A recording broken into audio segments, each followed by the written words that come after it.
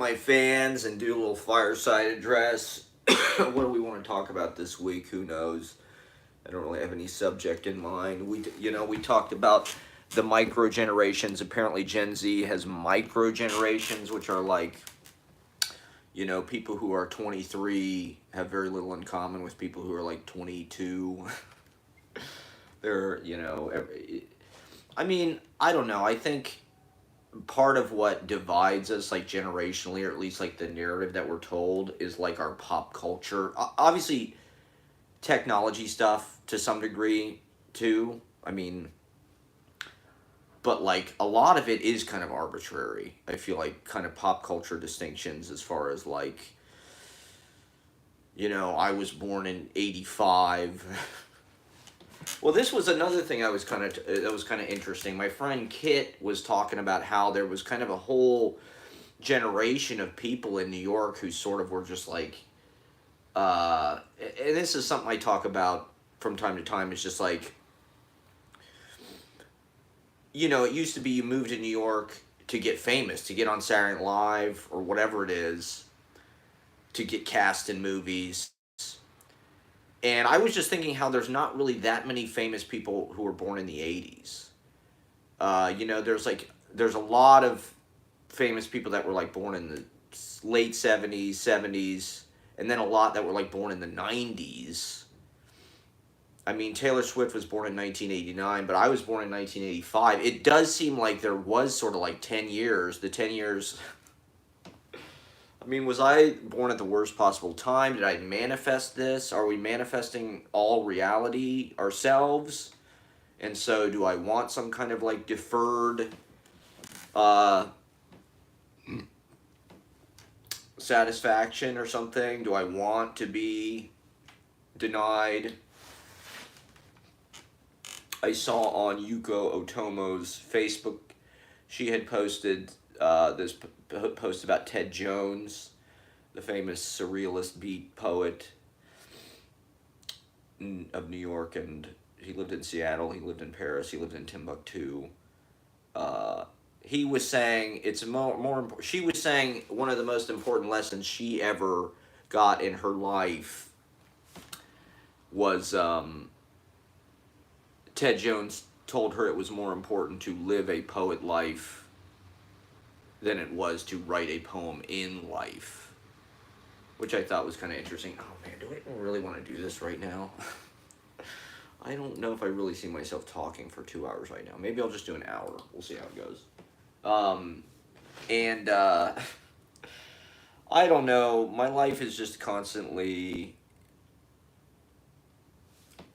disappointment about, I don't know. I don't really write for publication. I sort of know that like my work is not really publishable. I have a line in it about it in one of my chapbooks about how my work is not really publishable in extant literary magazines. I don't think that's my fault. I think that's their fault. When I look at the landscape of what's out there, I don't see stuff that's really pushing the boundaries that much, actually. I don't see stuff that's like experimental at all, really. I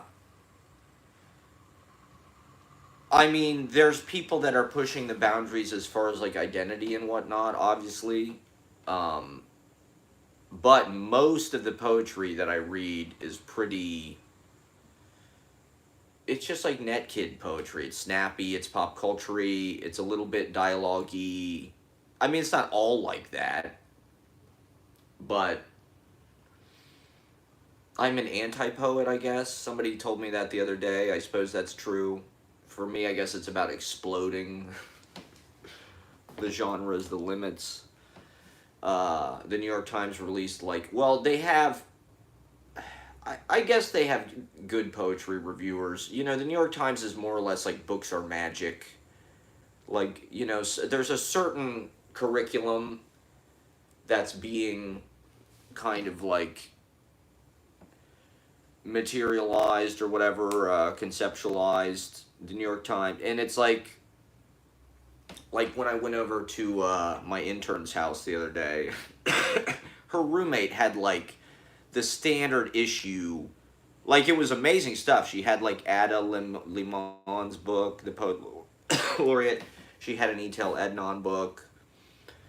But it was, you could tell she just, like, went to Books Are Magic and, like, bought all of the shit that they said, like, here, Araceli Grimay.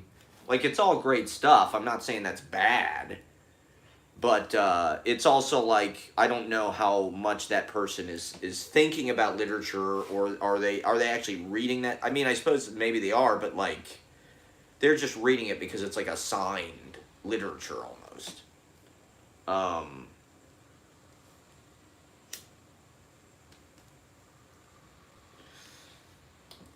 I don't know. Does the world need anti-poets? It seems like maybe now more than ever. I mean, well, this thing about living a poet life, okay? Maybe this is a good subject of conversation for the day. We're trying to figure it out as we go. But it's a 24-hour-a-day job, right? This is like a Ted Berrigan thing. Ted Berrigan, one of the reasons why he was such a lion kind of the East Village or whatever, the Lower East Side, and had this kind of like cult of personality or whatever, he lived it 24 hours a day. And I think that's a flow state thing. And I think the poems kind of go more and more that direction, where they're almost like occasional poems, but the occasion is like anything. The occasion is like this right now. The occasion is like,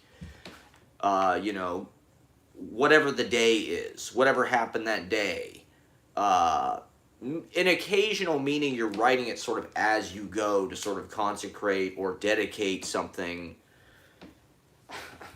These are the ways that I'm thinking about poetry. I don't know what people in fucking like programs or whatever are being taught, but okay, one of the things that was really interesting that I found in the Ted Berrigan book, Get the Money, he has a translation of a haiku sequence by Basho, and it's from this fucking book that I've had since high school, The Narrow Road to the Deep North. It's one of my favorite books, I would say, and maybe one of the most important books, because what Basho is, it's basically a vlog.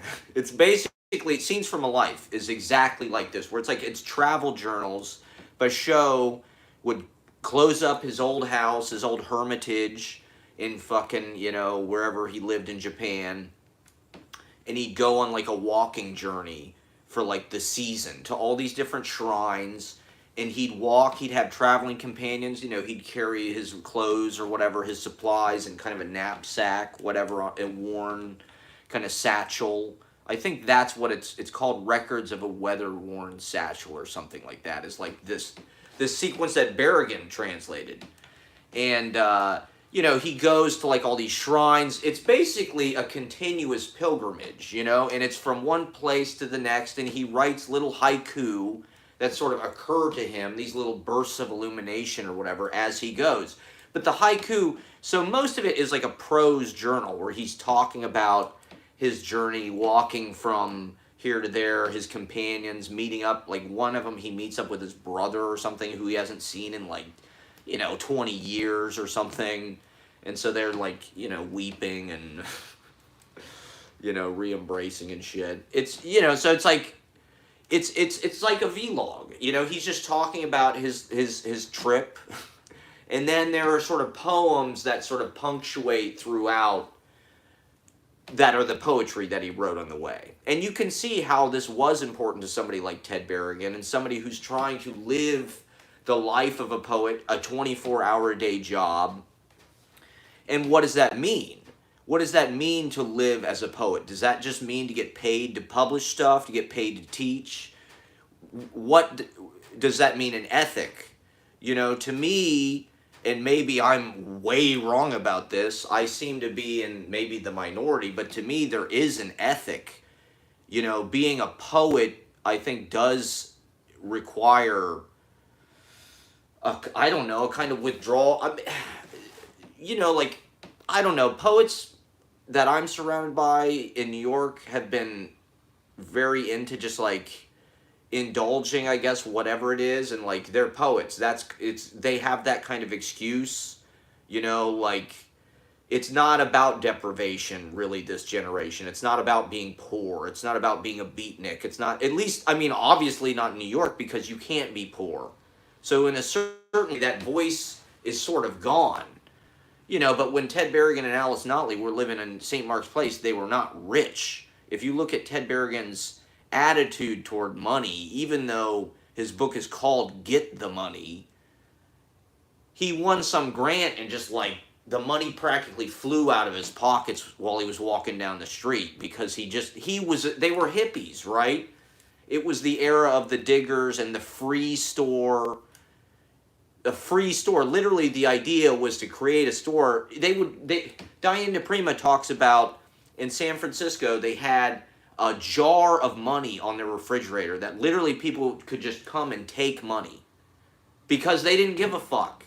They weren't trying to make money. They didn't care about money. They just wanted to live their lives and eat and have a nice place, you know. Obviously, we're not in a situation, because of the way the economy has been re-fucking designed and re-architectured during our lifetime, we're not in a position to live that way necessarily. I mean, I sort of have, you know, time is running out for me, but like, it is important to me. The way that I publish my chapbooks, right? It's like fucking as cheap as you could possibly do it. It's basically like printing out a fucking paper for class, pumping a couple staples in it, and it's a book. Now, I mean, that's not really an ideal for our generation. We're not the slacker generation. I mean, we're not like we can't afford that, I guess. I don't know. So who today is living poetry life as if it were a 24-hour day job? Is it the fucking MFA kids?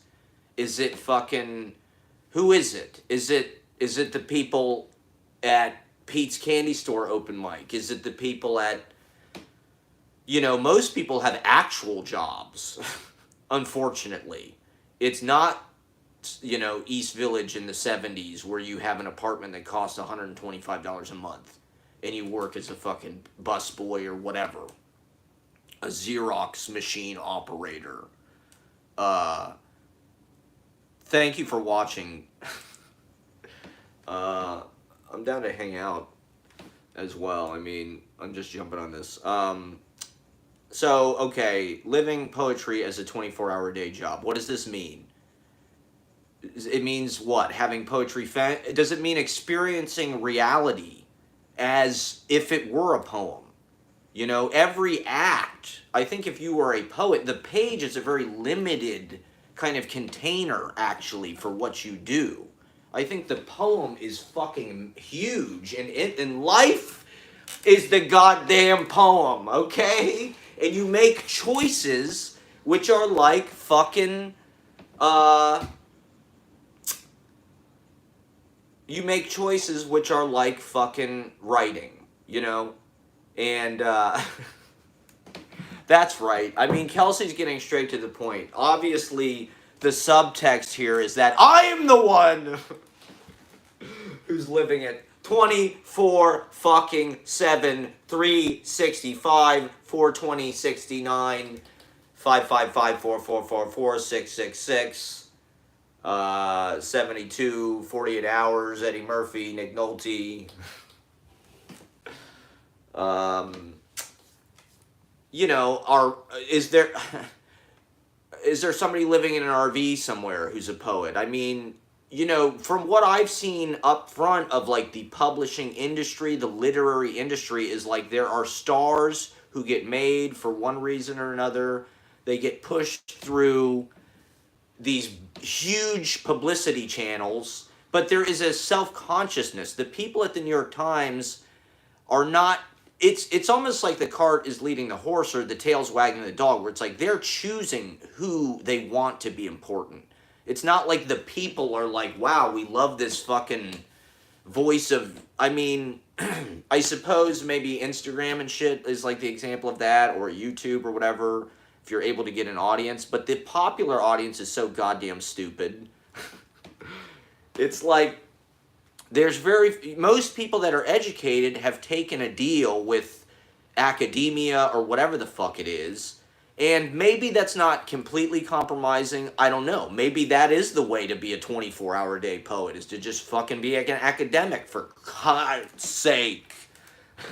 Pardon my French. Getting a little excited.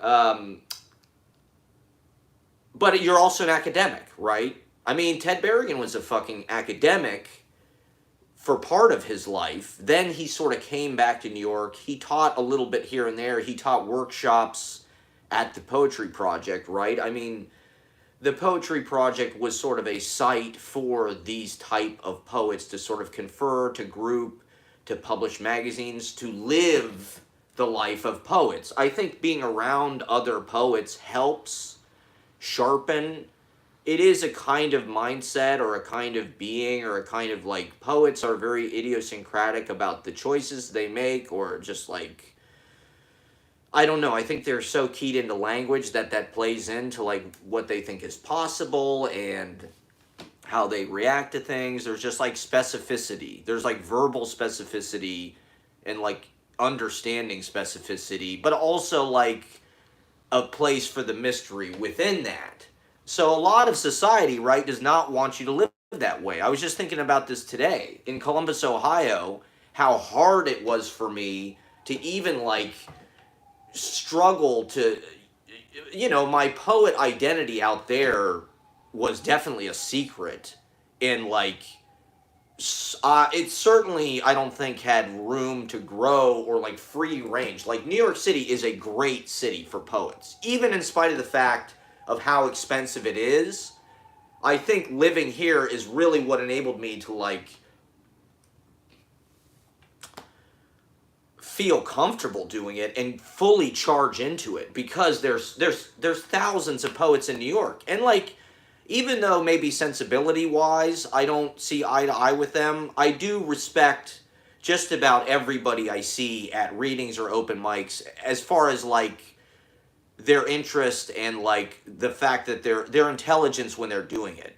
It's frustrating not being accepted by other people. That's why I have so much anger and so much animosity, because like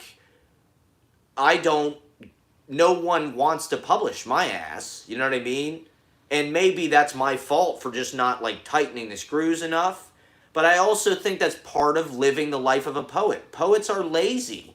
That's a classic fucking thing. I mean, it's almost not a job in the truest sense. If you're actually doing poetry, for instance, like I do, just like trickling little lines in your notebook from time to time, I mean, you can crank out some kind of hardcore masterpiece and make it into work if you want to, but even still, it's not as, it's sort of an avoidance tactic, or like being a pure person. That's something Eileen Miles talks about, is like a poet is really just a person.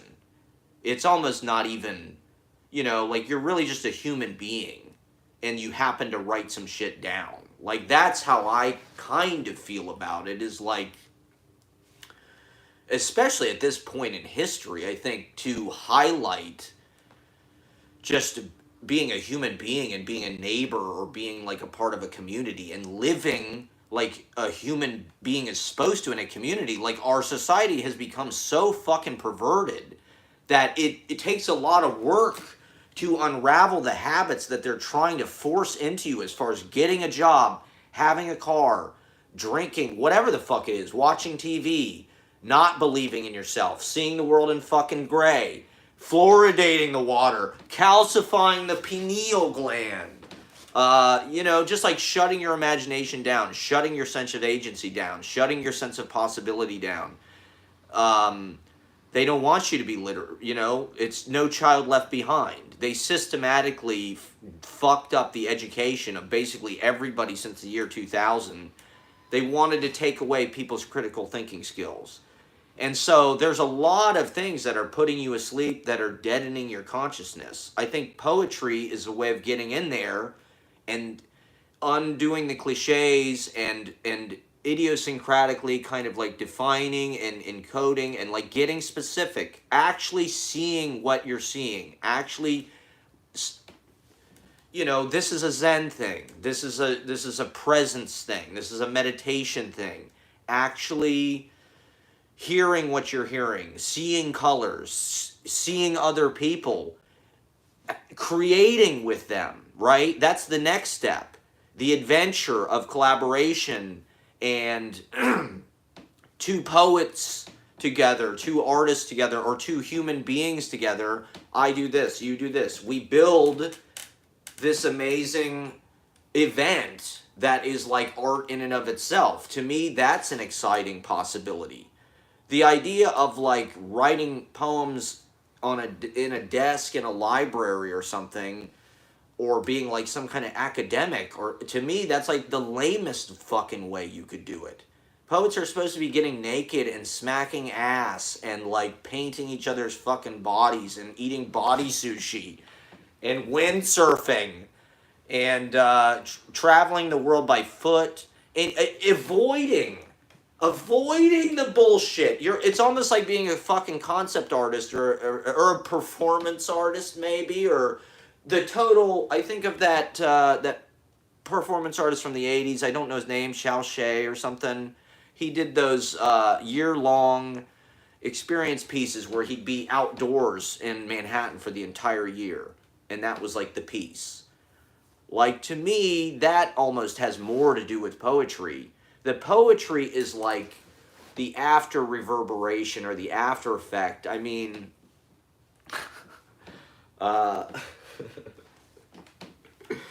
poets, now, I also think it is our job to process language and to masticate it and to, chew it in our mouths with the chemicals and the acids and the venom which is in our mouths, naturally produced by our taste buds and our glands.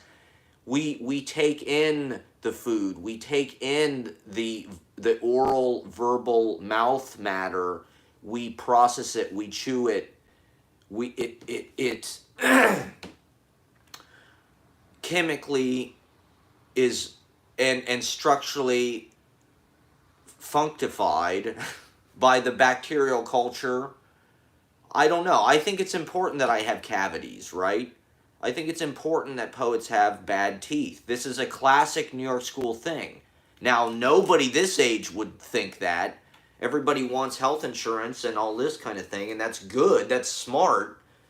But also pain and bad teeth, I think that's what poetry is. Poetry is like a lack. It's an ache. It's a moan. It's a hole. It's an absence. It's a yearning. It's a zero. It's like Sappho, right? There's parts that are missing. That's like structural. That's part of the structural integrity of it, is the fact that it's incomplete, and like the ache of that.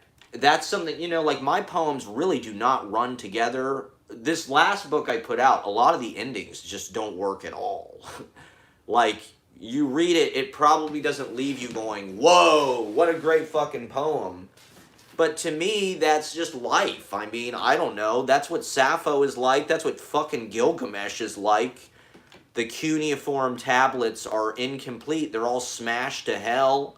You don't think it's going to be that way for us? I mean, you can't make it complete. The idea that it's a complete is illusion. And I think the poets they're charlatans. The ones who are selling you their own ego. Oh, aren't I so great? I thought of this great fucking thing. It's complete. Here it is. It's full of little wisdom nuggets but at the same time, I think maybe I'm just not capable of writing poetry at as high a level as these fucking people. Maybe my stuff is just like a little too vague, a little too spastic and annoying and insecure and misogynistic and I thought I haven't been published since spring of 2021. I sent some stuff out this year. I got rejected. I was a little surprised. But also, these publishers are fucking lame, to be honest. They can't get on my level. I'm too rock and roll. I'm too rebel. I'm too outlaw. Like, and that's cool. That is what, like I'm doing it the right way. I'm maybe I'm just an actor portraying like a poet, but like Shakespeare was a theater kid, okay?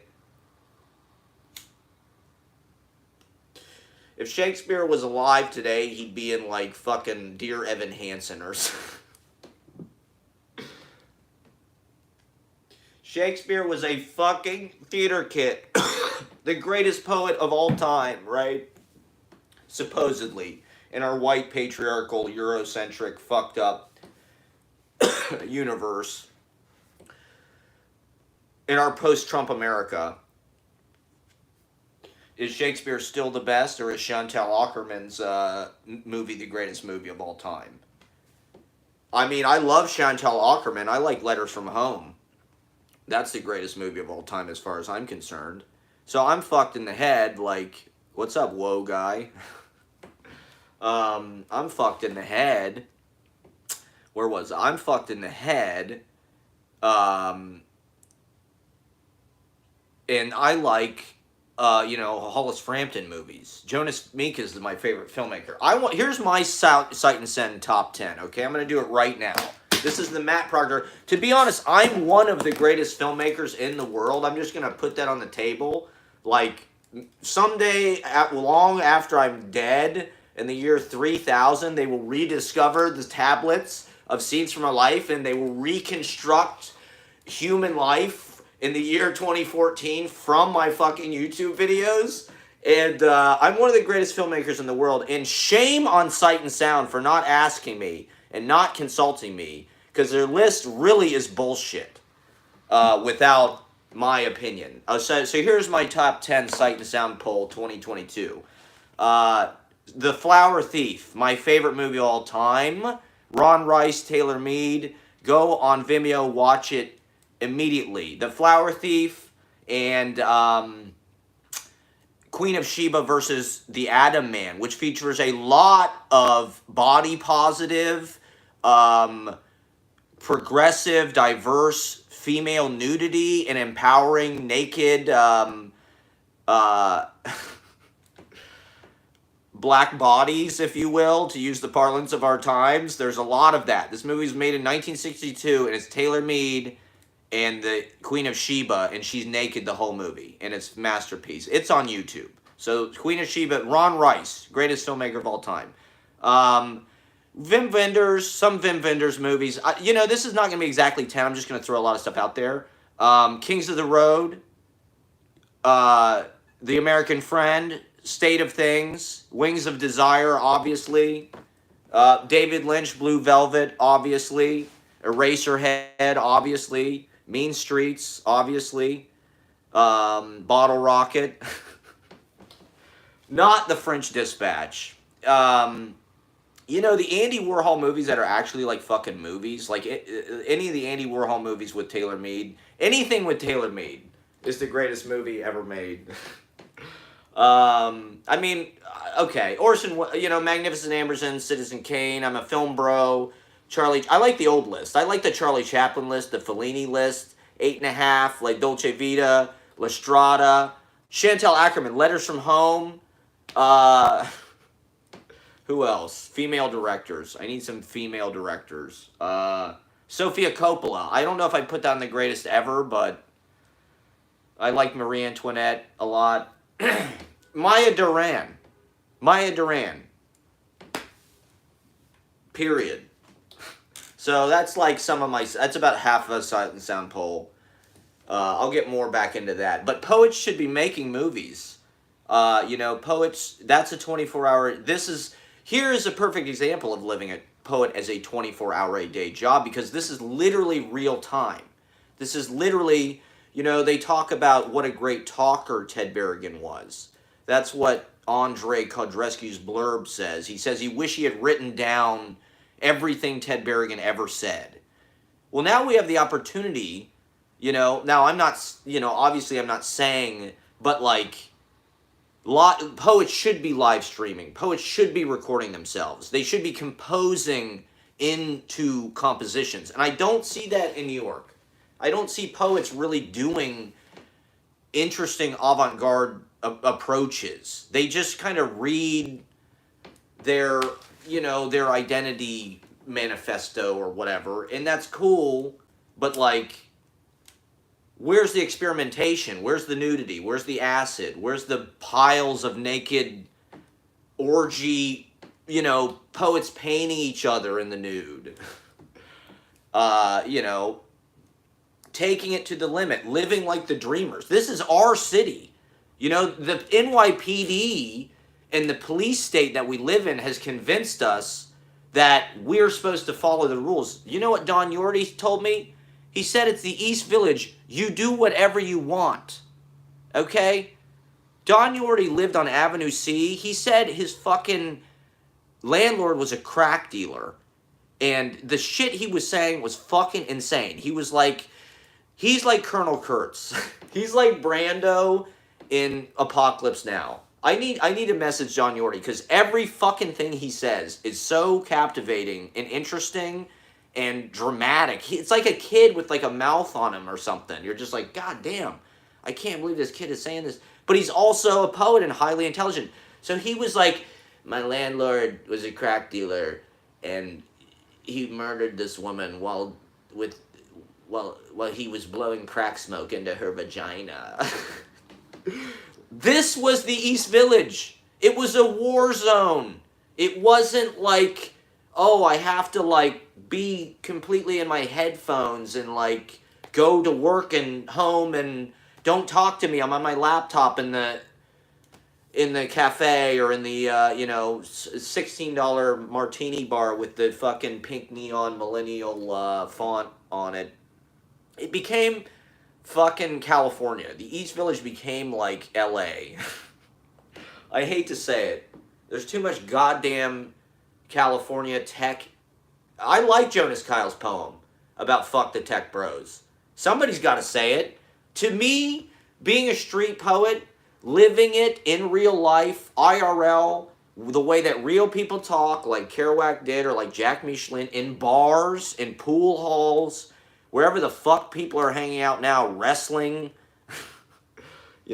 Wrestling keeps me in touch with the little people. The common man. And Madison Square Garden was the hottest, it's the capital of wrestling. New York, in a certain way, maybe is just the most hillbilly fucking cow town. I don't know. The East Village, those were all cowboys. They were all from Tulsa and shit. Sam Shepard, right? That was a big fucking thing. All these cowboys blowing in Bob Dylan to New York in the 60s. And so they brought in this kind of like voice of the West, voice of whatever, the continent. New York is an island offshore of the continent. I'm not saying that's bad. I think the avant-garde is important. And like, I guess I can't help but try to blend both, I guess. Why is it that talking like normal people talk is actually avant-garde? People still can't accept Jack Kerouac's literature. They still think it's kind of underwritten garbage. Because he was trying to write like somebody in a bar telling a story. He was incorporating rhythms that were not the same rhythms that everybody else was using. He was listening to jazz horn players. He was listening to music. He was reading long novels, Proust, all this kind of shit. And so, like, you see these kind of long sentences. You see these kind of long rhythms and shit. Ted Berrigan kind of cleans it up. They kind of popify it. I think that's a TV thing. I do think that TV is the reason why fucking pop art happened. And, like, I can't believe there's 4 people watching my live stream. I don't know if I've ever had 4 people. I think I had 7 people watching once. We're talking about being a 24-hour-a-day poet. Oh, there go my ratings. My ratings just tanked. Now I've only got 3. 24-hour-a-day poet and live streaming and talking. Now, I think that there's something to be said for revising things, too. But that's what everybody's doing. That's what they pay you to do in school. And, like, to me, that's potty training. That is like pee on the newspaper. Pee in the newspaper, Poets of America. I'm gonna take a big piss right in this fucking live stream, alright? I mean, there should be a place for that, right? There should be a place for scumbag, dirtbag gutter poets like Gregory Corso or fucking Villon or fucking Rambeau, obviously, right? People who wipe their ass with the fucking paper. I hate to say it, I do have a tendency to kind of be overboard with like profane detail. It's kind of like an Allen Ginsberg thing. You know, like Allen Ginsberg will kind of give you TMI. He'll write an asshole poem, but like, you know, when Rimbaud writes an asshole poem, it's kind of like a masterpiece. It's like classical. It's like he takes this metaphor and he really makes it like beautiful. Whereas like when Allen Ginsberg does it, it's just like I shat blood out my ass. You know, it's like I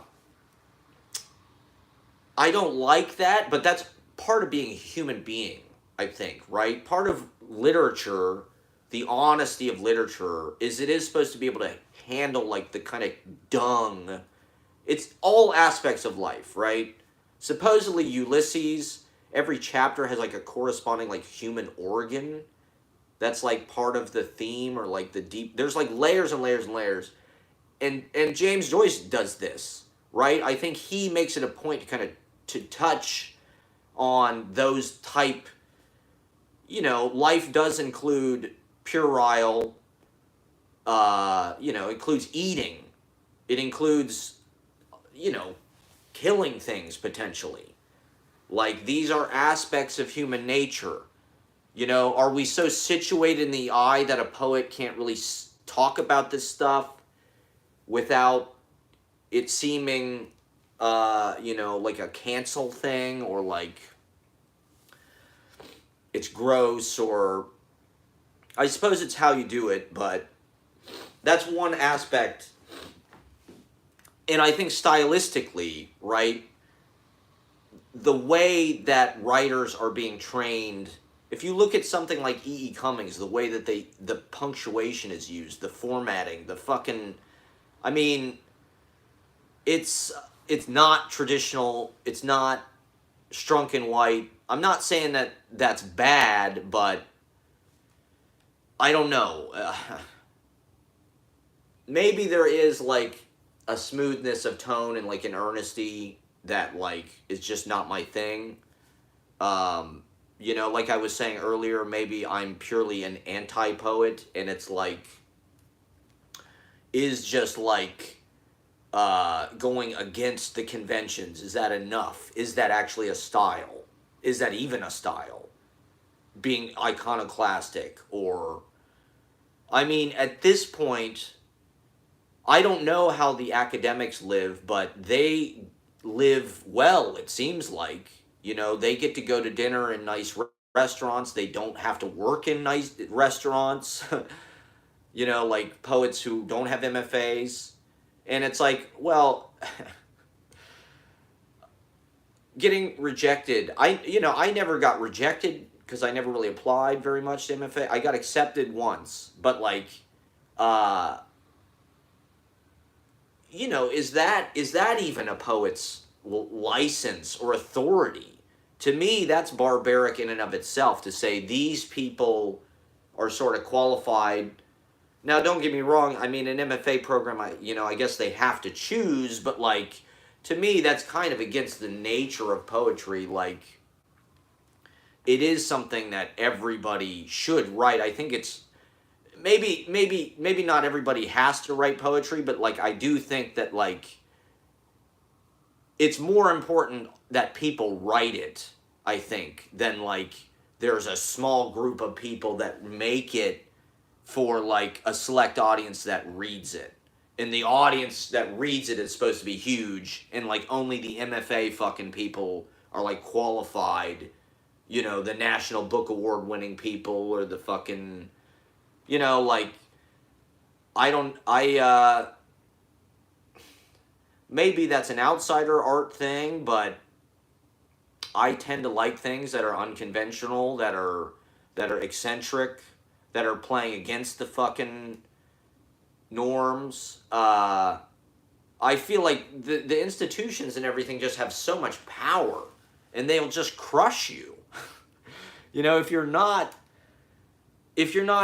don't get in with the mafia of literature, and it is like a poetry, like we are the poets, you're not qualified, so we're not even gonna like involve you. We're not gonna, you know, I mean, poets are already fighting over just like scraps as it is to like, to elbow anybody out. I guess that's just like the world that they live in. It's not an abundance mindset per se. Although the people that I see getting MFAs are geared toward that stuff. They want to have nice dinners. They want fancy shit in life. You know, they want to make six figures or whatever. And it's like, once again, to go back to sort of like the beatnik example or the Ted Berrigan example or the 20th century example maybe of like being a poet as a 24-hour day job. I mean, even Basho, right? The haikus, to go back to that. He lived in a hermitage as a pauper. You know, he wasn't like teaching at NYU and like he won a fucking MacArthur grant and like he's got fucking 30,000 Instagram followers. He's a hermit, right? He wants to be left alone. I mean, I don't know if being involved with like a literary scene is actually even good for a writer. At this point, having kind of done both, my thinking about it before I moved to New York was like a writer is like, that's about solitude.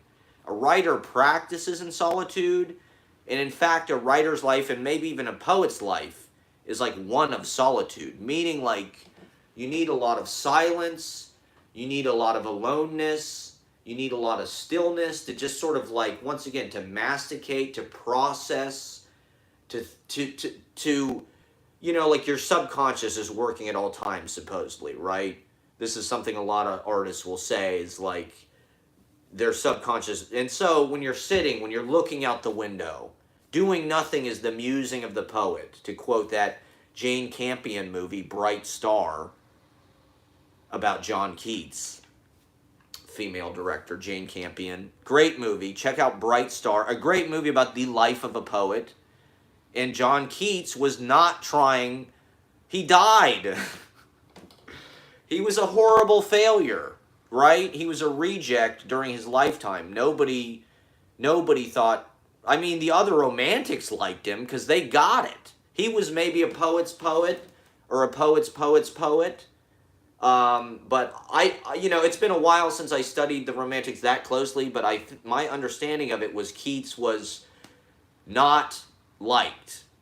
I forget the famous quotes about how he was not good or whatever, but the other literary people of the day, and Rimbaud is the same thing, right? Rimbaud came to Paris. Who's the other guy? Is it fucking Rimbaud and Verlaine. Verlaine got some of Rimbaud's poetry and said, "We are eagerly awaiting you. Come to Paris. We've been waiting for you."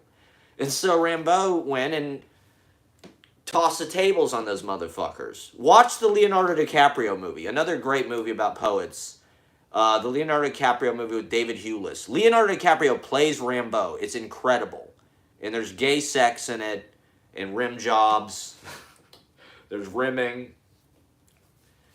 You see DiCaprio's dick in it, and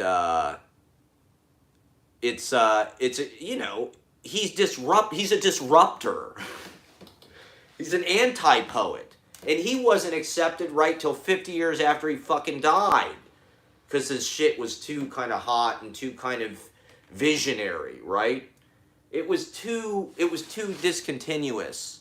It was too incoherent. I do think that like people don't really accept incoherence or incompleteness or discoherence. Like, it doesn't seem professional enough. It doesn't seem finished enough. It doesn't seem like you did your homework. You know, it doesn't seem like you didn't really work on this, did you? Like, why don't you, marinate on that a little more and come back when it's ready? It's like, fuck you. Here it comes. It's, life is too goddamn short. I gotta write it all down. I gotta live stream constantly. I gotta film it all. It's all too goddamn important. This is why I want to film the Poets. My real dream TV show, Lives of the Poets, where I just film poets, conversations. That's what Kerouac's novels are. They're Lives of the Poets. It's, here's what we did. Here's what Carlo Marx said. Allen Ginsberg. Here's what Corso said. And here is a way of living, right? People read Kerouac's books and they said, I'm going to do that. I'm going to go on the road. I'm going to hitchhike. I'm going to be a Dharma bum. I'm going to climb a fucking mountain and eat granola. I'm going to have a poetry reading at a gallery. I'm going to start playing bongo drums. Boom, boom, bap, bap, bap, boom, boom, bap, bap, bap. And I'm going to fucking live. I'm going to live my life. I'm going to suck the juice. I'm going to carpe the diem. I hate to say it, but it is kind of corny. Dead Poet Society, right? They had the right idea. It's all about carpeing the fucking diem. Listen to Robin Williams. Listen to what Robin Williams said. The clown, Magus, suicide. He was destroyed by our brutal world and our brutal society. He was too sensitive of a bird. He saw too many colors. And they destroyed him. They ate him like hyperbolic acid. And so Robin Williams just destroyed the government. Fauci killed him. Obama and Fauci killed Robin Williams because of Dead Poet Society. They did not want you to carpe diem. They want you to live in, the gray world of gray flannel. And so this is all cliche. This is all 21st century. But the thing about beat lifestyle is it was not the 50s. There are always beat people.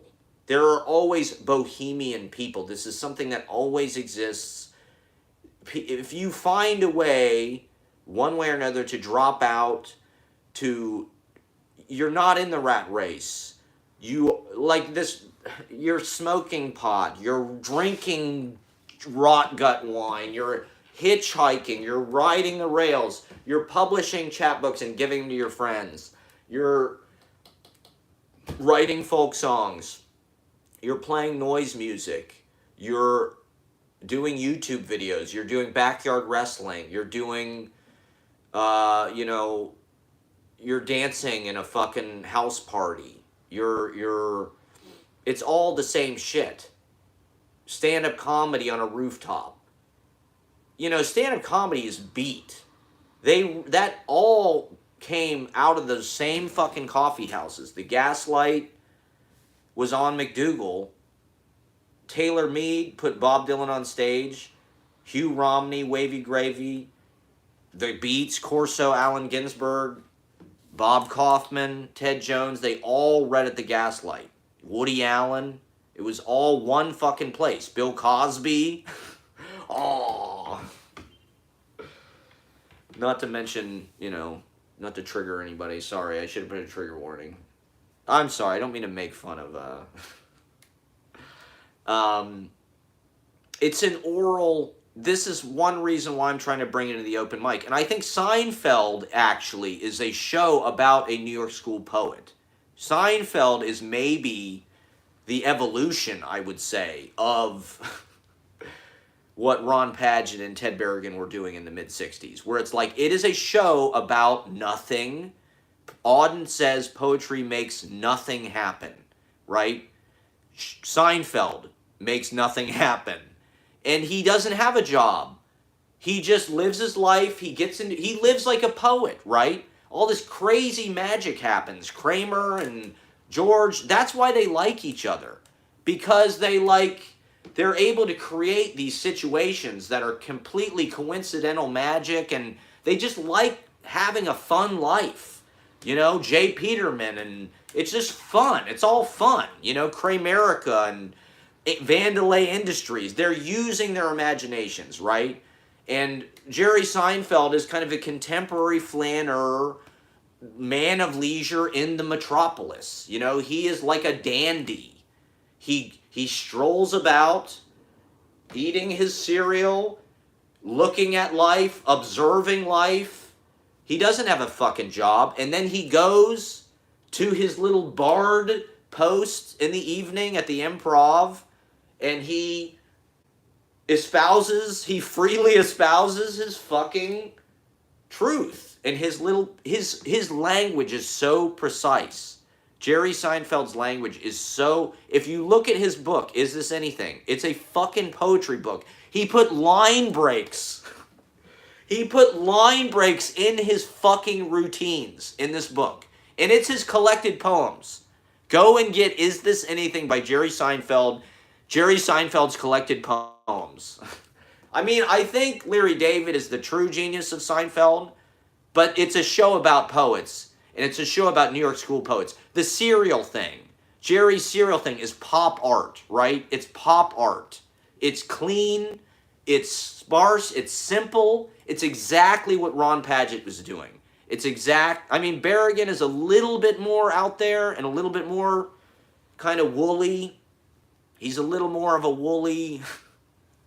He's like maybe Larry Charles or something. Maybe Berrigan's Larry David, I don't know. But Seinfeld is a pretty good example for something that's like mass popular, for like what living a 24-hour life of a poet would be. It's like you do what you want. You know, you live kind of like a child, I suppose, you know? It's like you don't have school that day. You're skipping school. That's basically what being a poet is playing hooky from life. Like, fuck.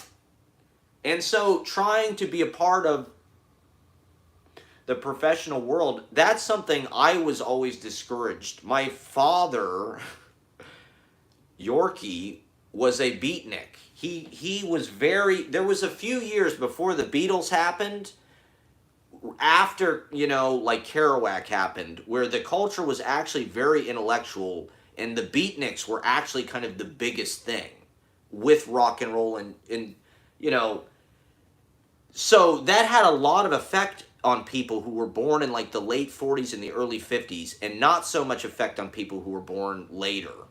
The values of the beat culture, if you look at a lot of the East Village poets, they talk about this show Dobie Gillis, which was a TV show in the late 50s about a beatnik, Maynard G. Krebs, who was Bob Denver, who was Gilligan on Gilligan's Island, but this was before Gilligan's Island. He had a little goatee, and he played bongo drums, and he had, you know, kind of like he lived in Venice Beach.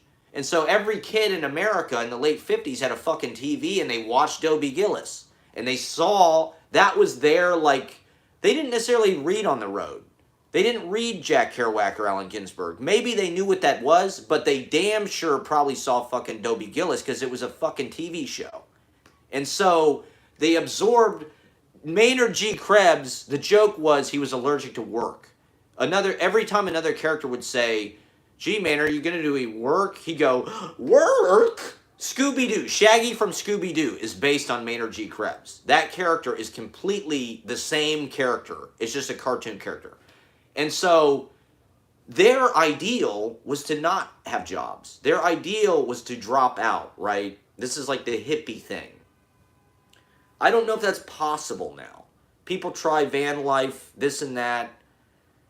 I've been just staying ahead of the gun. I don't know how I'm going to prolong this, but that's like poet life. I don't know. It's up to you. Manifest it. I don't know. You pray. You imagine it. You say, you know, I want to live in rent control, fucking low budget world. And I want to stay pure. I don't want to have to compromise myself to join institutions or sell my book or I don't know, get published even. You know, I write what I believe in. My viewers left. Both my viewers left at the same time. Did it die? Did the stream die? You know, like to some degree, I think that's the poet's job to fucking stay uncompromised. I admire what Billy Pedlow does a lot. I don't know that I fucking saw, I don't know him that well, but like the fact that he lives like as an elevator operator, I find very interesting. You know, like to some degree, I think poets should have interesting jobs. Like, go get an interesting job so you have shit to write about. You know, what the fuck are a bunch of academics gonna write about? To me, if you spent the first 25 years of your life in college, I don't want to read, or in school, I don't give a fuck what you have to say. If you have 3 graduate degrees, like there's a PhD in creative writing now. You know, if you haven't figured out creative writing by the time you get an MFA, like fuck you. Go get a PhD in like something that matters. Like that's not,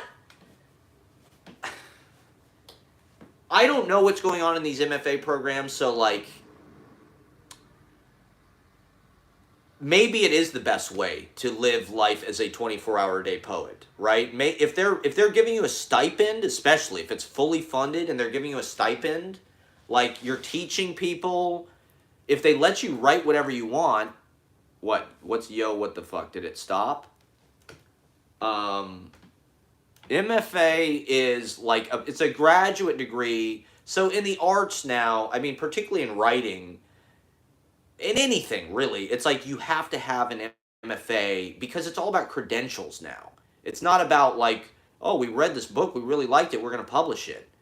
Oh, this guy's really causing a buzz, you know, downtown. Let's publish this book. It's like, no, you get an MFA from Columbia or Iowa. I was reading this thing today. It was about Iowa's the #1 writing program. So, right, you go to undergrad, you get a bachelor's degree in whatever the fuck, and then you have to apply for graduate school. This is what all writers do now who are like taken seriously. Basically, I would say. And so you send them a packet that's like a sample of your writing, like 10 or 20 pages. You send them a cover letter. You have to get letters of recommendation from other poets or writers or whoever. So you have to get them to write. What do you mean, what the fuck is going on? Is it working? Can you see me? So it's just a lot of hoops. It's like, granted, I guess it's mostly about your writing sample, and so in that sense, maybe it is about talent.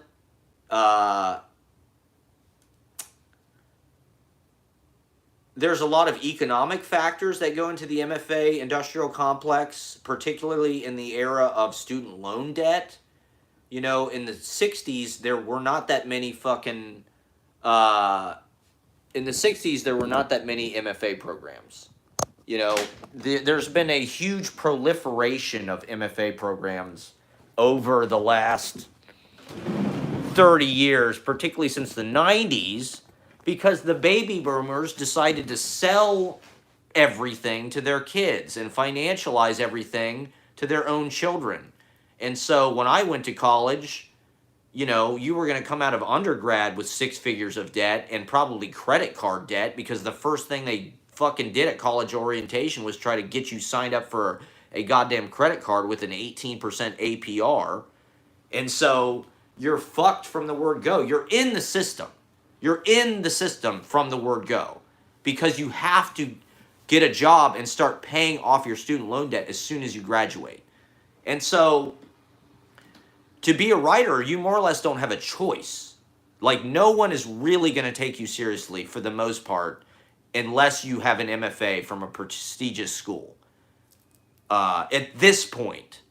And so a lot of the only people who can even afford to get an MFA are fucking rich kids, right? Like people with rich parents can afford to buy them a writing career.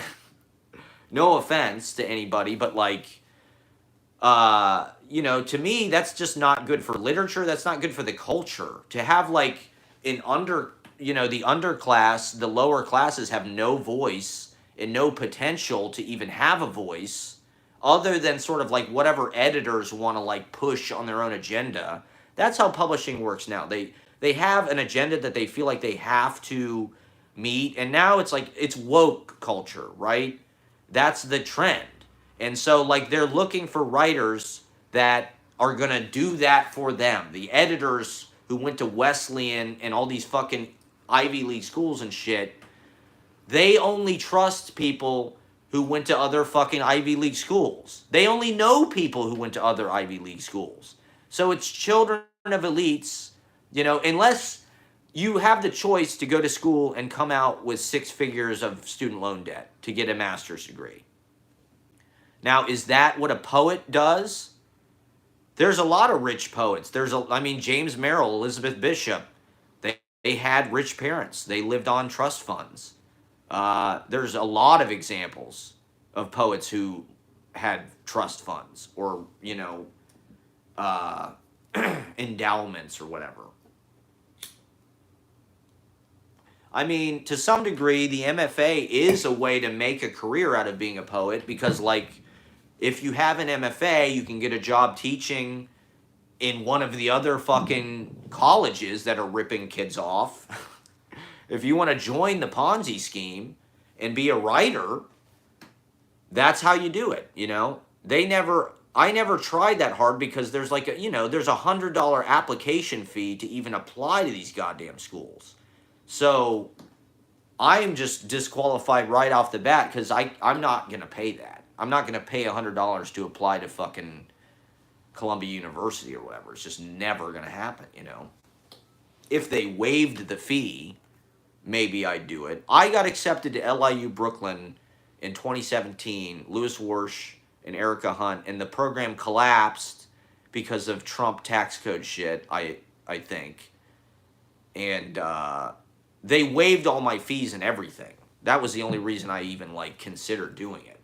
But it's just unfortunate that, it's up to us to figure out how to make lives as artists and as poets specifically outside of these systems. And so studying the examples of Berrigan, of the New York School, of these East Village poets, of the beatniks, of the pre-beatniks, right? People like Kenneth Rexroth or Edward Dahlberg or E.E. Cummings or Joseph Gould or Harry Kemp, right?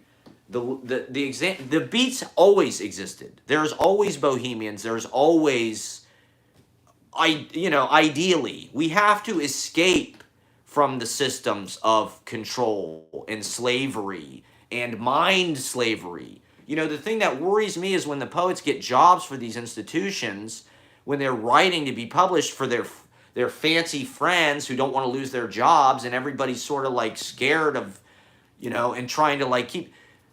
How is that compromising their writing? How is that compromising their message? Or, like I said, to me, poetry is supposed to be this unadulterated thing. It's like Olson, right? Olson said he likes words that have some of the dirt on them. Hobart, yeah.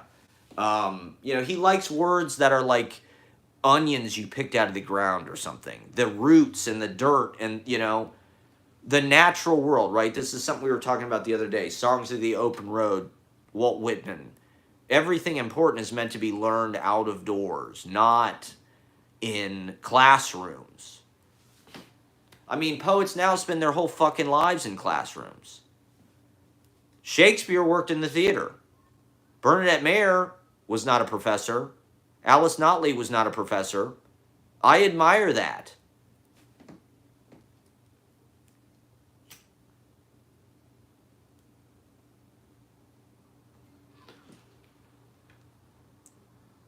We don't really have a fucking choice.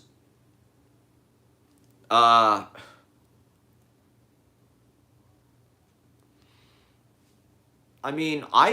do the fucking MFA thing if it was the right situation. I'm not totally opposed to it or anything, but it's unfortunate that it's just such a huge roadblock or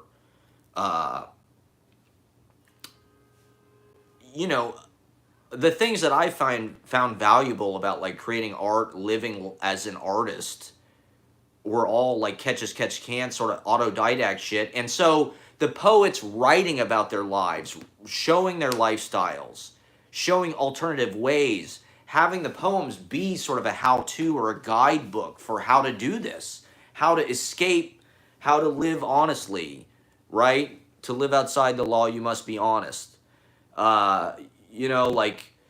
Living as a 24-hour-a-day job, being, to me, right? Like, to go back to the Ted Jones thing, to live as a poet is more important than to write a poem in life. It's like the context is bigger. And so, like, it's more important to do, I don't know, I guess for me anyway, to sort of, to people like Jack Michelin suddenly become more important. I mean, you read the work on the page, maybe it's not the most developed, like, academic sort of cerebral intellectual thing, but the man lived as an artist. His drawings, his art is beautiful, his paintings. He was able to make paintings, to make songs, to sing, to dance, to live a dance, to move poetically through the world, to travel the cities of the world, to go through the cities of the world, reading his poetry, being with real people in bars and taverns, at picnics, in parks, whatever. It's like, this is good. I mean, thank you.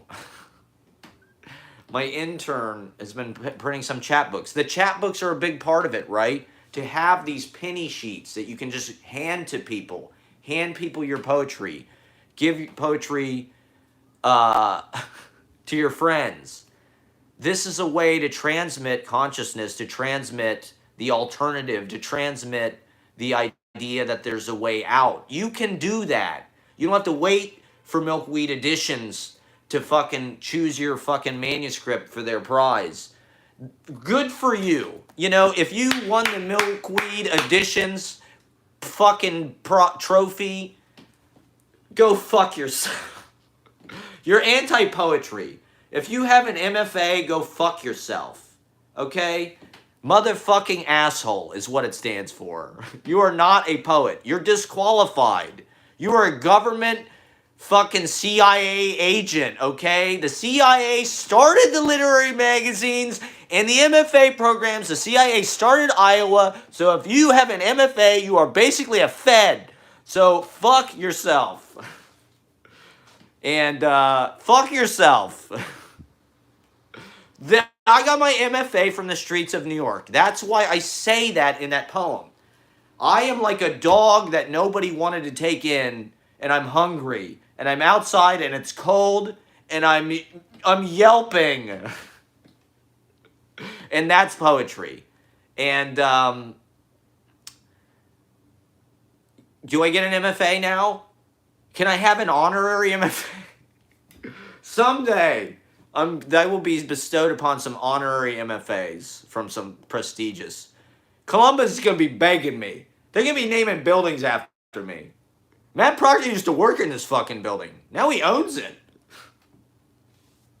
He used to be the janitor, like fucking Good Will Hunting.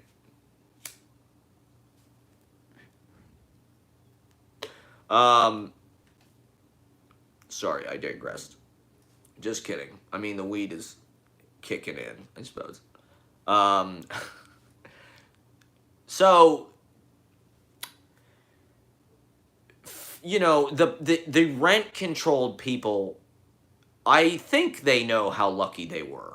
But they were all able to live these sort of flaneur poet lives in the capital of the world. the artistic capital of the world. And they've been able to keep their scene mostly intact, right? Because of these rent-controlled apartments. They only pay $300. That is so crucial to being able to do this. And the society does not want that. The capitalists do not want that. The people who want to privatize every fucking second, every breath you take, they want to financialize everything. And that makes it difficult to be a poet, because suddenly your mind is pulled into that world, you know? Your mind is pulled into thinking about money and thinking about credit and Venmo, and not that, you know, that's all part of life, but like what I really tried to do last year, and I sort of regret it and I sort of don't, was just like, it was my one chance, because I lived in this apartment, I had money from unemployment and shit, was like, I just want to like live this unadulterated life, sort of just like experiencing life firsthand. I just want to go out and like look at the world and just see what the world see New York. I want to see people walking around, and I'm gonna smoke weed and little poem. I'll listen. You know what? Here, one of the main things I do is I go out in public and I try to put myself in sort of like a crossfire of a lot of different conversations and like speech, kind of like blips or whatever, flying all over the place, and then sort of confuse that all into one sort of like line and mishear and combine, to me, like listening to the city, listening to the populace, listening to the mass, trying to capture that voice, being out amongst the people, living as one of the people, like that's what makes you a human. I don't know. Poets' bodies are almost like part of their sculpture or something. And like, I think, you know, living, could you imagine what Walt Whitman's body was like? It was probably like that guy in the Losing My Religion video. The old guy who like, has got the rib thing that they cut out. It's just like probably so real, and like the bathers, you know? I mean, Frank O'Hara, right? Frank O'Hara worked at the Museum of Modern Art. It was a lot of his stuff. He didn't really care about being published. He didn't pursue that stuff. He left his poems sort of about in a very haphazard fashion. They had to sort of go around and pick them up off the ground, you know, after he died, just to even have them, because that's how little he self-promoted, right? And I mean, Frank O'Hara kind of, you know, the stuff promotes itself, but we live in a world of so much self-promotion and Instagram and that whole industry, and like,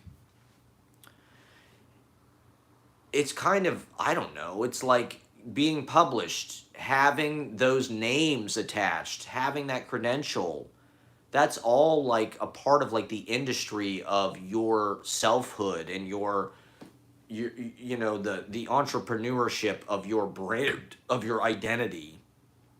And like, I suppose, you know, poets can do anything. You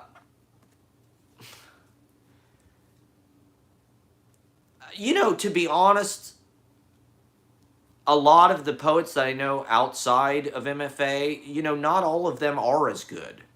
Not all of the poets inside the MFA are good either. You know, there are probably more really top shelf poets at this point who have MFAs. I hate to say it. It is hard to like, I don't know what the fuck they learned there. You know, when I was sitting, when I took a workshop with Ann Waldman, and, you know, we did this thing where everybody went around and read something they had written we did like a little exercise and then we read it. And one of the persons read it, and Ann Waldman goes, "Oh, you have training, don't you? Do you have an MFA?" Like, she just could tell from hearing that person read. And I was like, what is it about that? What are they training? You know, what, most of the people that I've talked to who have graduated from MFA programs say like they don't even hardly enforce anything. You just, you know, a lot of people don't even show up to the fucking classes. It's just time to write. Which is bullshit, because I've been writing for like 15 fucking years. You know, I've had a lot of time to write, and I've spent a lot of time writing outside of MFA programs, outside of having a job. You know, I haven't had an hourly scheduled day job in 10 years, and over 10 years. And I've been lucky because I've found this video thing, which has been kind of, but also reading these poets, trying to model myself on, but also who my dad was. My dad's economic philosophy was enjambment and structure and avoiding abstraction. Well, there you go. That's what you learn in an MFA program. Enjambment and structure and avoiding abstraction.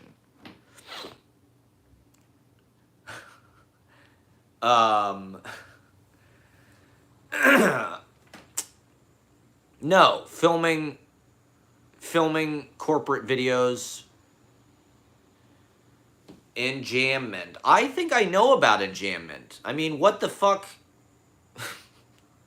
I guess, what's the secret to enjambment? It's about, I think James Schuyler teaches you a lot about enjambment. I mean, reading poetry teaches you about enjambment. I don't need a bunch of snotty, rich 22-year-olds teaching me about enjambment.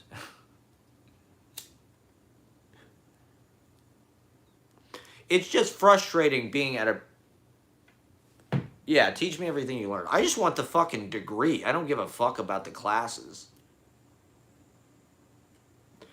You know, to be honest, I guess in a certain way it's an antisocial tendency, and like, my poetry is a big fuck you. Enjambment costs $100,000. That's right. My poetry is a big fuck you to like the style, the people.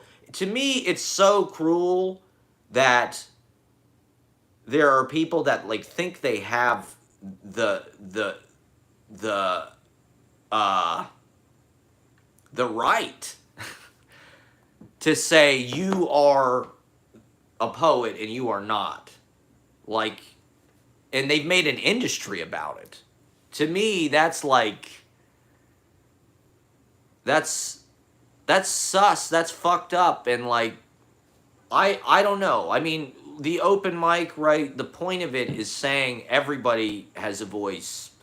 You know, no one is above anybody else. No one is a bigger star. Everybody gets the same amount of time. I think that's a future we should work for. You know, our society right now is so hierarchical. It's about talent. It's about these people are the best, so they get a shitload of money. The rest of us are normal, untalented. We're not blessed, or, you know, we're not gifted from the gods. And so we have to get normal jobs, or we have to be honest about what we're actually good at. And it's like, like I said, I think it's you know, we should head toward a life where people don't have to, you know, with automation, there should be a universal basic income. People should not have to work menial jobs or manual labor jobs. You know, like I was at Trader Joe's. Why the fuck does Trader Joe's have checkout people? Like, I'm not saying they should get rid of those people's incomes, but like, they could automate those jobs. I think that's a good thing. Automate the fucking job, and all of those people can be poets all day. Give them the money that the robots make. Not Trader Joe. Fuck Trader Joe. Split the fucking profits amongst everybody. Split the value amongst everybody. And so nobody has to work an insane amount. And so you can choose what work you want to do. If you want to publish poetry chapbooks, or you want to be a painter, or you want to be a filmmaker, or you love fucking windsurfing or doing triathlons or whatever, spend some time with yourself. Spend some time in nature. Spend some time with your friends and family. Learn about life. Learn to garden. There's so much of life to do that, like, spending 50 hours a week at a job that's like, this is what you have to do all the time, is insane. You know, like, you should do what you love as much as possible, but like,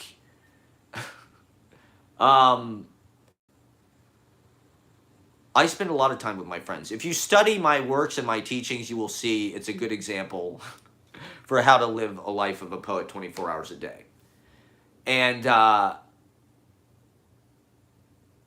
you know, I'm not saying people have to be poets, but a lot of people write poetry.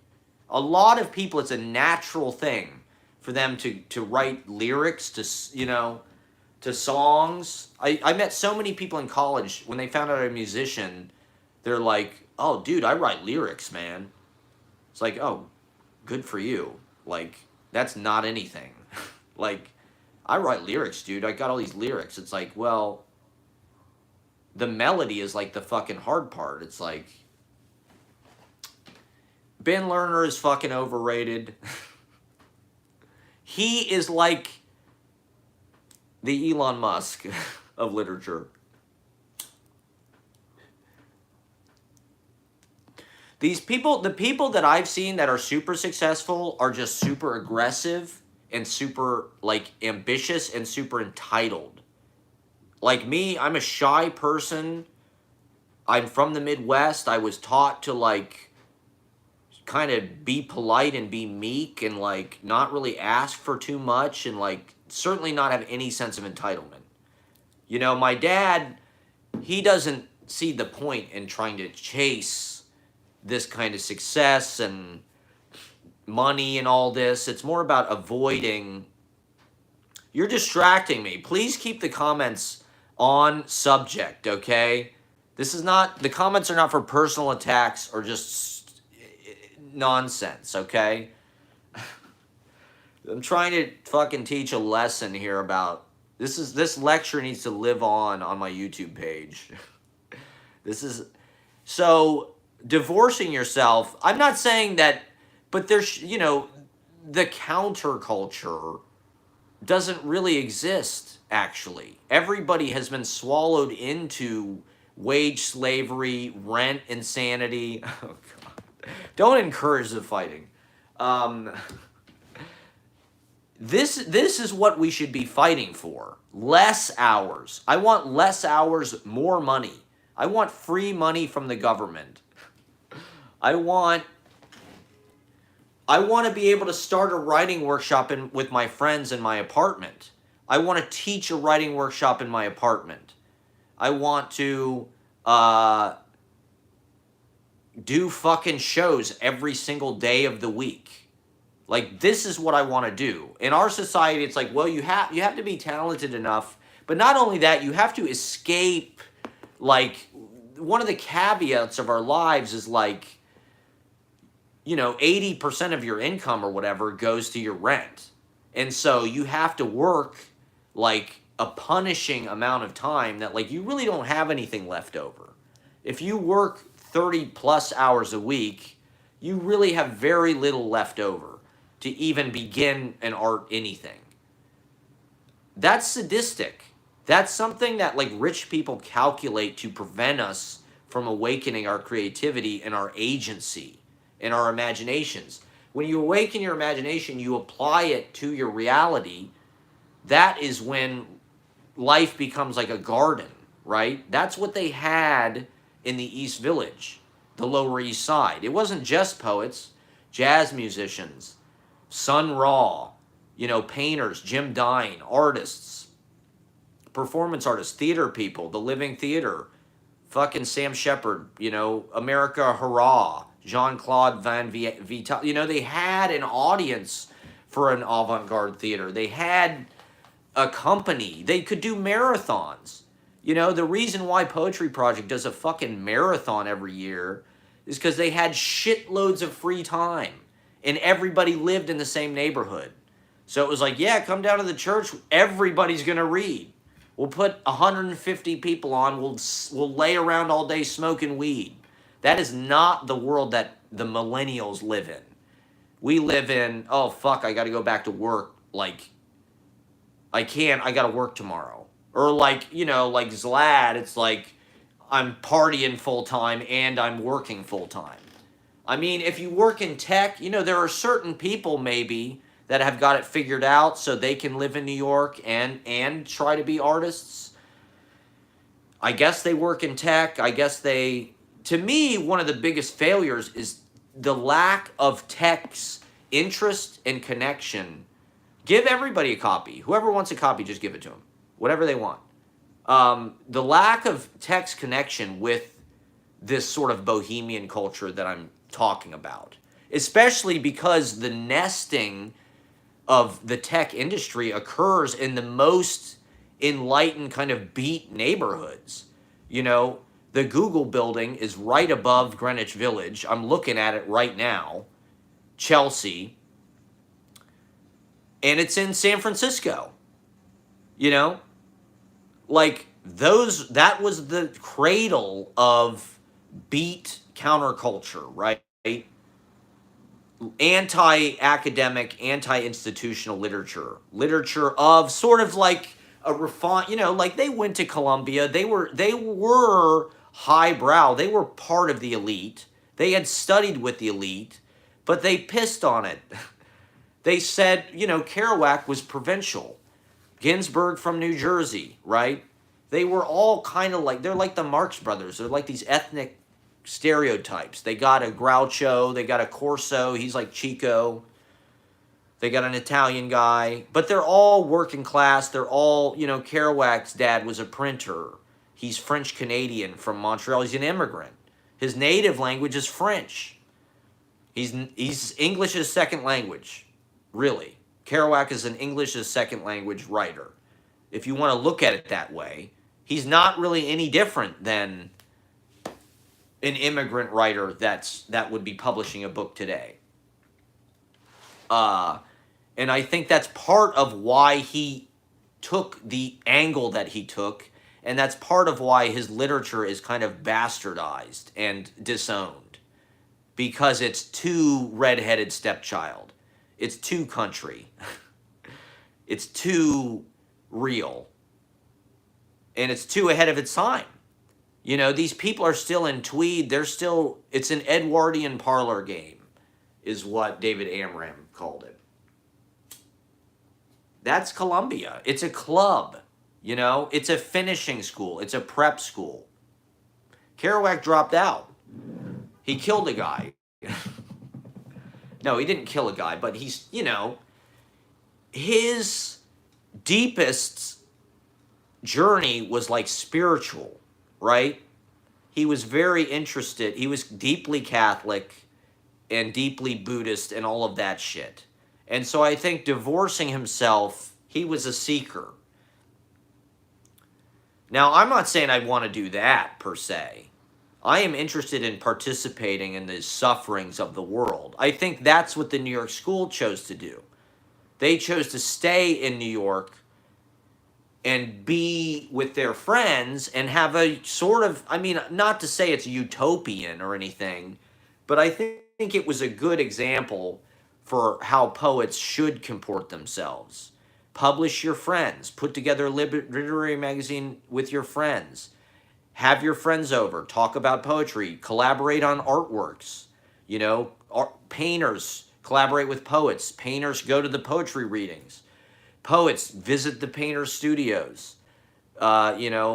Make movies. Pull My Daisy, right? Pull My Daisy was really one of the founding documents of the American independent film movement. And it is because of Jack Kerouac. It's a beat film. The Flower Thief is a beat film. I'm not like, I don't, the beats are not necessarily, I like Kerouac. Kerouac's one of my number one dudes, but like the other beats, it's deeper than that. It's Joel Oppenheimer. It's Paul Blackburn. It's Ted Jones. It's Taylor Mead. It's Diane DePrima. It's Elise Cowan. It's Bernadette Mayer, of course. It's Hannah Weiner. It goes on. Who's doing that today?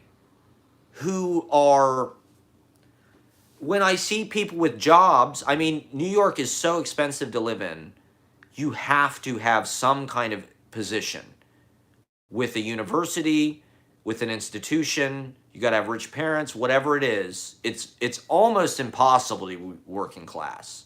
You're probably in the service industry, maybe you work in an office. But if you're like a careerist poet, you probably have an MFA. You probably have some kind of like gatekeep, right? Yeah, or live in the Bronx. That's cool. Dude, what's the Bronx like? Tell me about that.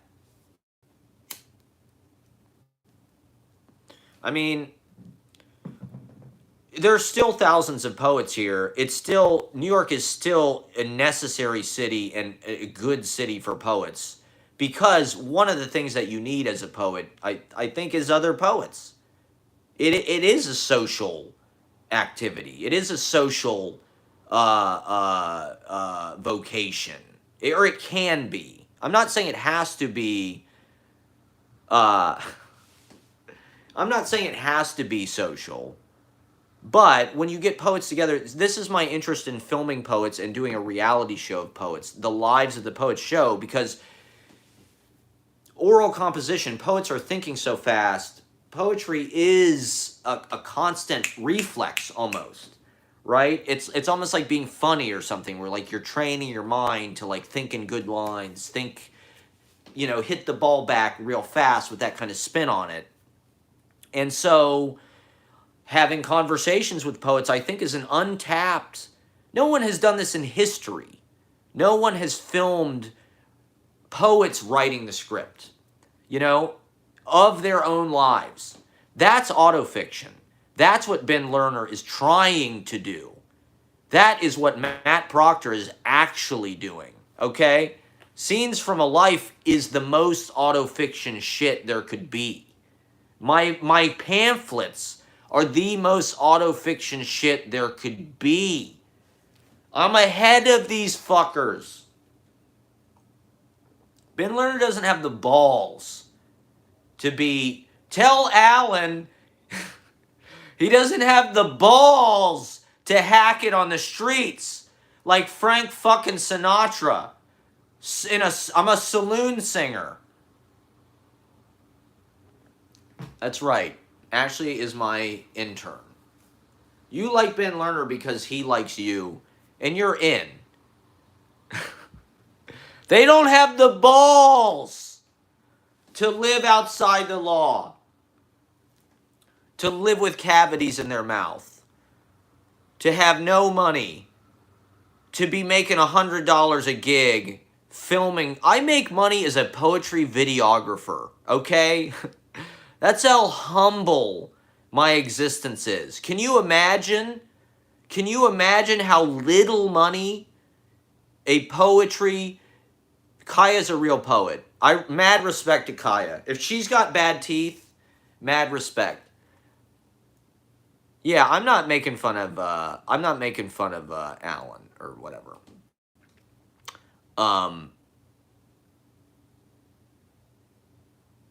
It's an experiment, right? Burnett Mayer died poor. It took him 5 days to even write the fucking obituary. In the first goddamn paragraph, they mention Adam Fitzgerald, who's like the biggest brown noser. I shouldn't have said it. I got nothing to lose. I feel like I'm outlaw country, right? Outlaw country. They said, we're not Nashville. We're not countrypolitan. We are not Nashville. We're Austin, Texas. We're Amarillo. We're Terry Funk. We're Dory Funk. We're Honky Tonk Heroes. We're Smoking Pot. We're Redheaded Stranger. And we're going to do it our way. Willie Nelson is going to play his little gypsy noise jazz. And they're outlaw. They're rebels. That is branding. The poetry is very safe. It has been very safe for the last few years. I guess the danger... the danger has been to white people. I guess that's the point. Making people feel uncomfortable that hadn't felt uncomfortable before. And I guess there's something to be said for that. But the work itself feels safe, I suppose. At least, like... I'm on speaker. Oh, God. Okay. We're talking about living it as a 24-hour-a-day job, living outside the law. You must be honest. Hi, Alan. Alan's listening. Thank you for listening. I've got some chat books. My intern is making... she's been very gracious. She's got $183 because Columbia University, for some reason, is a huge Ponzi scheme that... Is that like they automatically put like hundreds of dollars of printing charges on your fucking account and then just like bill you later with interest through student loans? Is that how it works? Fuck, you missed my whole shit. I'm asking you about... Hi, Alan. I'm asking about printing charges. Why does Ashley have $183 fucking left over? Is that something they just automatically charge you and they bill you later with interest rates at this student loan? Is Joe Biden going to forgive those fucking 180? Is Joe Biden going to pay for my chapbooks? I'd like to thank Joe Biden for paying for all of my radical poetry, my my asshole poems, my clean asshole poems. Peter Orlovsky, read Peter Orlovsky. He's the best. He's the real motherfucker. And a little known fact is Ted Berrigan transcribed the clean asshole poems he literally typed up the manuscript. Allen Ginsberg gave him the notebooks and said, make this into a book, basically. So Ted Berrigan, in a certain way, wrote the Peter Orlovsky book. And one of the most important things that he did was Peter Orlovsky misspells shit. And he leaves the punctuation out. So Ted Berrigan kept in the misspellings. Stop telling me to say hi, okay? I don't need to know when I'm on. It makes me nervous. My intern, I'm talking about clean asshole poems. Clean asshole poems. And smiling vegetable songs.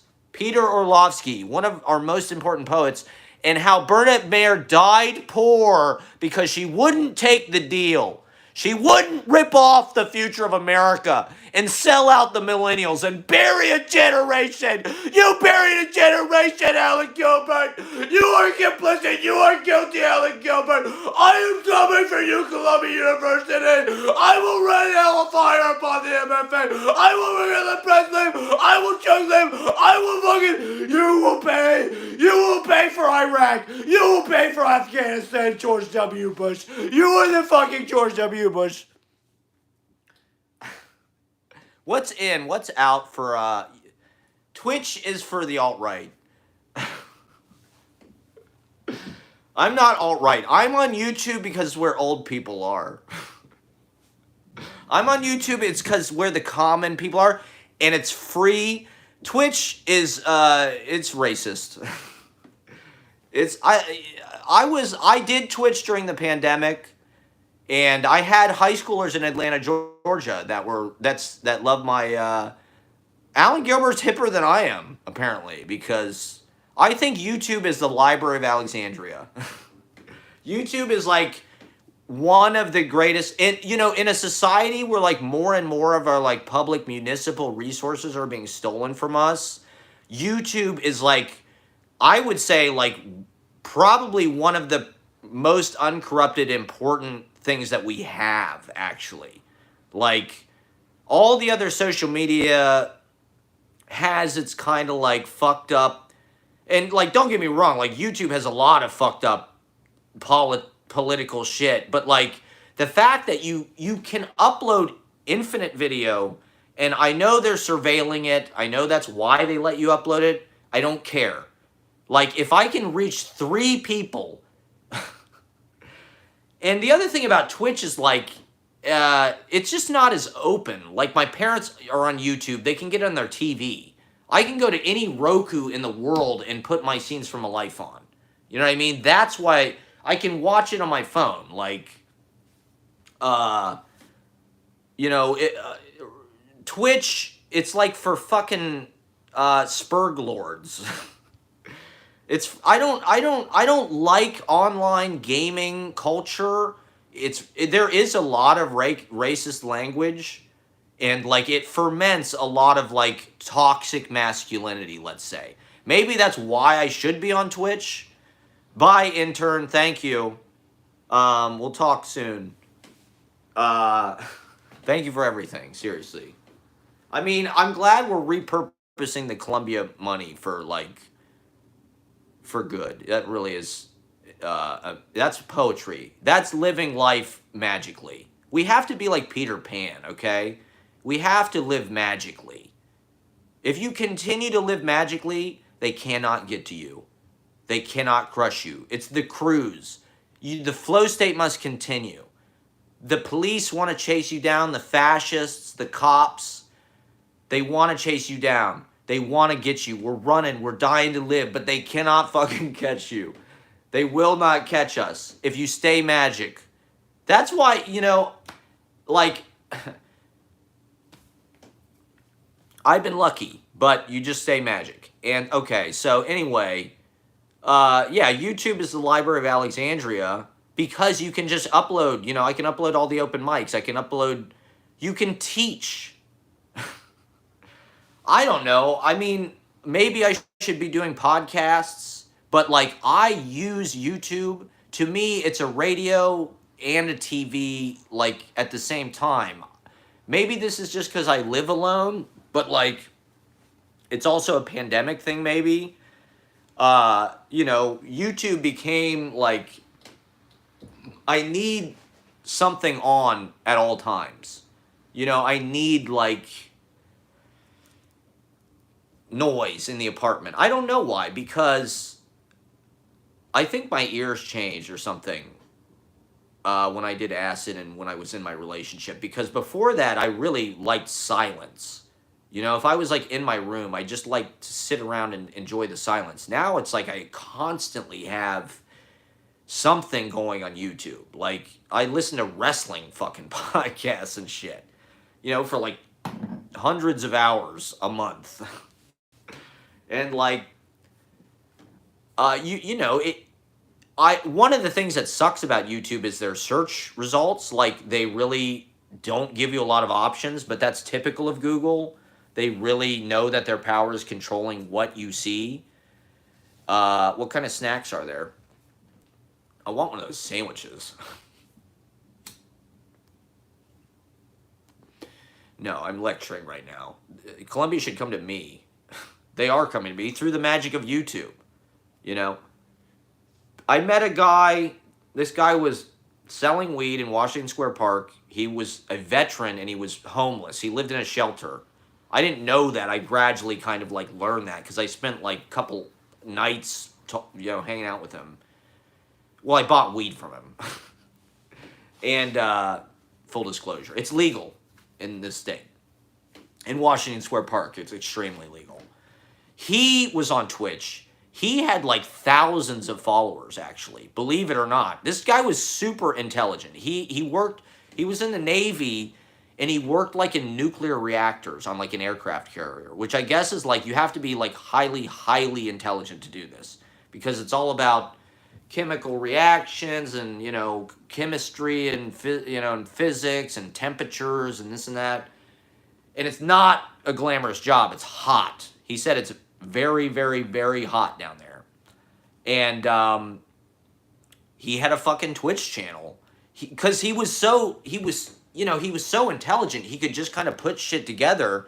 And so he like, you know, he figured out how to like set up his computer. And his Twitch stream was just basically, he showed kind of pirated, copyrighted content. He showed like, he basically picked like the dankest videos. Like he'd show Game of Thrones shit or like stand-up comedy shit or, you know, just whatever the best, like from all of the streaming stuff, you know? So it's like, if you watched his channel, he curated it and shit like that. No, I'm not. Well, he got canceled from, or not canceled. He didn't get canceled. Twitch banned him because he was showing fucking copyrighted content, right? But like, he would do things like this. He kind of wanted to be a stand-up comedian. I should text that guy because it would be good for him to get involved with stand-up comedy. I think he was nervous to try it, but like, he was such a smart guy that like, if he got the ball rolling on that, I could see him getting into the nuts and bolts of that and like actually being able to really get good at it. Because that's my problem is like, I've been live streaming on YouTube since the pandemic. And I mean, the fact that I even had 4 people watching today was like insane. Like, that's not why I do it. I honestly do it for people to watch later. It's more meant to be like these are compositions, these are lectures. If I was a professor, this is like my dream of what it would be to be a professor.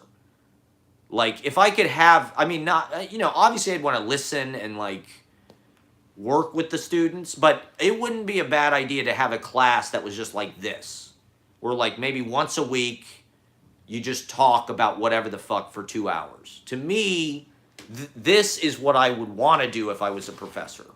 And so why not just get on fucking YouTube and do it? I mean, I don't know why nobody watches. Is it because I don't have a green screen or production value? I don't know. You know, well, certain people have started to watch. That's why I've started to, I don't know. I actually haven't been doing it as much, but like, that's true. I don't promote on Instagram at all. My YouTube page was kind of like a weird secret that I had, really, for most of, until recently, because it was like filming vlogs. Not everybody likes having themselves posted. Let me just say that. But I'm trying to break through, like, stylistically. To me, they're mumblecore films. My Scenes from a Life is like a mumblecore film. Like, that's the intention. Is like, watch it like it's a mumblecore film. It's micro cinema. It's meant to be like a Slacker, a My Dinner with Andre. You know, when they did My Dinner with Andre, they taped their conversations. And then he excerpted certain shit, and he revised it and put it into a script. But it's basically a live stream in certain ways. I mean, people have said My Dinner with Andre is the first podcast. Which, I mean, there's definitely things before My Dinner with Andre that are like that. But, you know, the Gene Shepard stuff. Spalding Gray. I mean, My Dinner with Andre was really just a Spalding Gray ripoff. And if you watch Spalding Gray, it's way more raw. It's way more kind of unadulterated. I mean, Spalding Gray is like, it's all him. It's not a script. It's not like a character. Like, and he gets really personal. You know, he talks about, you know, kind of vulnerable, over-the-line stuff. I think that's part of maybe why people keyed into Spalding Gray. But, you know, Spalding Gray, I think, is a good example of a contemporary poet working. But with Spalding Gray, you could also look at something like David Anton. David Anton does basically the same thing as Spalding Gray, where they're like these talk pieces. Now they would call it storytelling. Although, like, storytelling as a genre is, like, just so... It's such a genre. You know, this is another thing that I don't like about these institutions. And I think part of the job of the poet, to just stay funky, to stay unique, to stay highly individualized, is, like, everything becomes, like, super genre-y. And, like, it has to be, like, identifiable. And the genre, I think, kind of helps with that. And so, like, you know, Spalding Gray is sort of like between genre. He's not really... What he was doing was, like, you know, revolutionary, you know, in the context of its time. Although, at the same time, I think, like the beat thing, it's also sort of timeless. You know, sitting down and talking, I think, is probably the oldest form of entertainment, actually. Sitting around a campfire, maybe. Now, they didn't have a fucking choice, right? Like, Homer didn't have fucking a laser printer. You know, Homer had to ride or die that shit. He fucking flew it out there and, like, it was gone. He sang, he had a lyre, right? So what he was doing was probably similar to, like, what Bob Dylan does. But he couldn't record anything. It was only later, God knows how, they got it all down. But, right, oral composition is an old fucking thing. And I think more poets should be endeavoring into this. Because... I think it's natural. It's part of it's like improvisation in music. It's like something that people kind of shy away from, or like they don't really know how to do it like they used to. Jazz, there's a catharsis and like a sexuality and like a physicality and like a working out of energies within the articulation of the abstraction and the tone and the mood and the emotional values and the aesthetic values of how you're playing. But now people think it's about technique. They think it's about Yngwie Malmsteen or precision or John Mayer, like the facsimile of emotion. John Mayer doing an impression of Eric Clapton, doing an impression of Freddie King, who's the real thing, Degenerated white people shit. Soft boy shit. Like, improv has got to be scraped up from the fucking bottom of the goddamn guts.